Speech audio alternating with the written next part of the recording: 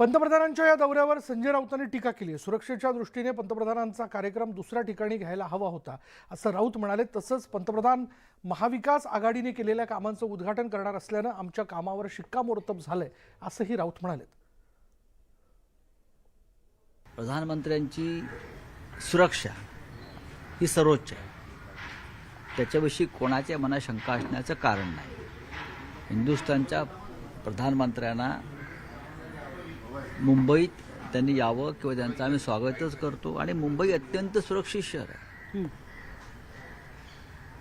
जर सुरक्षेच्या दृष्टीने काही समस्या असतील तर त्यांना दुसऱ्या एखाद्या जागेत त्यांचा कार्यक्रम ठेवता आला असता ना, असं नाही। युवा सेनेने जे मुद्दे उचललेले आहेत याचा अर्थ त्यांनी त्या जागेची पाहणी केली। विद्यापीठ आहे, विद्यार्थ्यांशी संबंध आहे। प्रधानमंत्री ज्या कामाच्या उद्घाटनासाठी येत आहेत त्यातली बरीचशी कामं ही मुंबई महानगरपालिका, शिवसेना किंवा आधीच्या सरकारनं केली आहेत आणि शिवसेनेनं सुरू केलेल्या कामाच्या पायाभरणीनंतर प्रधानमंत्री येत आहेत। एका अर्थानं आमच्याच कामावर शिक्कामोर्तब करतात, आनंद आहे।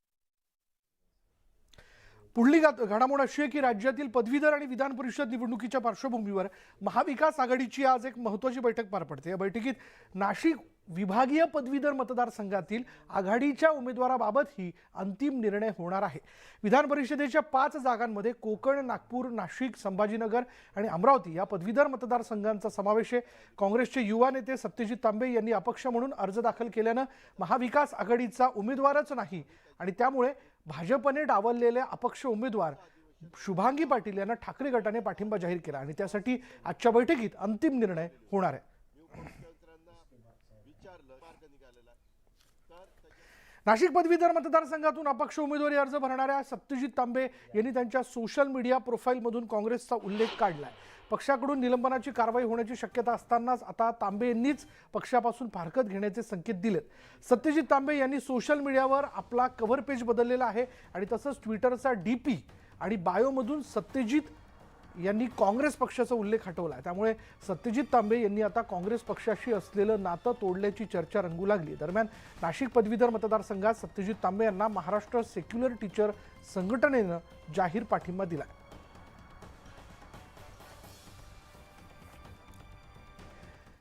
तर नाना पटोलेंनी सत्यजित तांबेंवर टीका केली आहे। महाविकास आघाडीची बैठक घेऊन कुठल्या उमेदवाराला पाठिंबा द्यायचा हे ठरवण्यात येईल असं मत पटोलेंनी व्यक्त केलंय।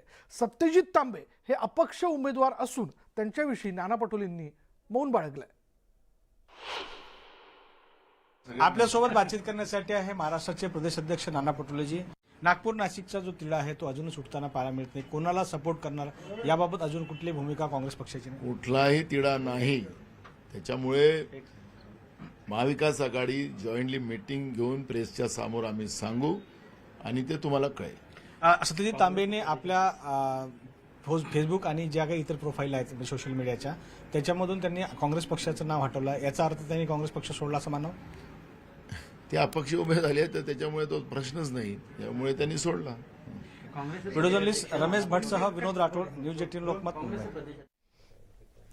चंद्रशेखर बावनकुळेंनी काँग्रेसवर हल्लाबोल केला। नागपूर पदवीधर निवडणुकीवरून त्यांनी काँग्रेसवर निशाणा साधला। काँग्रेसमध्ये अंतर्गत वाद सुरू असून काँग्रेस आता बुडतं जहाज झालंय असा टोला त्यांनी लगावला। तर अपक्ष उमेदवार सत्यजित तांबेंनी अद्याप आपल्याकडे पाठिंबा मागितला नसून जर पाठिंबा मागितल्यास तो देण्याचा विचार करू असं बावनकुळे म्हणाले।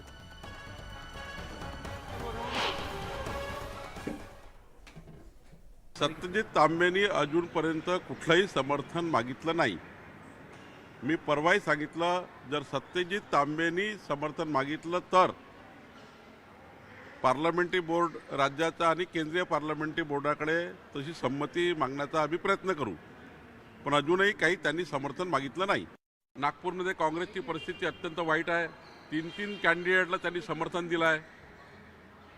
महाविकास आघाडीमध्ये फूट पडली आहे। ठाकरे गटाला सीट दिली होती, नाकाळे यांना नाकाळेचा फॉर्म विड्रॉ झाला। शिवसेनेच्या उद्धव ठाकरेच्या कार्यकर्त्यामध्ये नाराजी आहेत। इकडे राष्ट्रवादी काँग्रेसच्या बंडखोरी झाली आहे आणि त्यामुळे मला वाटतं की महाविकास आघाडी के एक दिल के टुकड़े हुए हजार, कहीं कहा गिरा कहीं कहा गिरा, अशी परिस्थिती झाली आहे. नाशिकमध्ये सुधीर तांबेजींनी एबी फॉर्मच घेतला नाही. नागपूरमध्ये महाविकास आघाडीला 3 भाग झाले. पहिली सीट ठाकरे गटाला दिली आणि मग ती विड्रॉ झाली. काँग्रेसमध्ये आपसात भांडणं आहेत. काँग्रेस हे डुबतं जहाज आहे आणि काँग्रेसमध्ये कुणाचाही पायपोस कुरात नाही आहे. पुढे बघत नाशिक पदवीधर मतदारसंघात अपक्ष उमेदवार सत्यजित तांबे यांना महाराष्ट्र सेक्युलर टीचर संघटनेनं जाहीर पाठिंबा दिलाय. सत्यजित तांबे यांनी आपली राजकीय भूमिका अजून स्पष्ट केलेली नसली तरी सत्यजित तांबे आमचे प्रश्न सोडवतील या विश्वासाने संघटनेने पाठिंब्याचं पत्र आमदार सुधीर तांबे यांच्याकडे सुपूर्द केलंय. मस्ट या संघटनेनं राज्यभर शिक्षक सदस्य असून ही संघटना सत्यजित तांबे यांना जाहीर पाठिंबा देणारी पहिली संघटना आहे.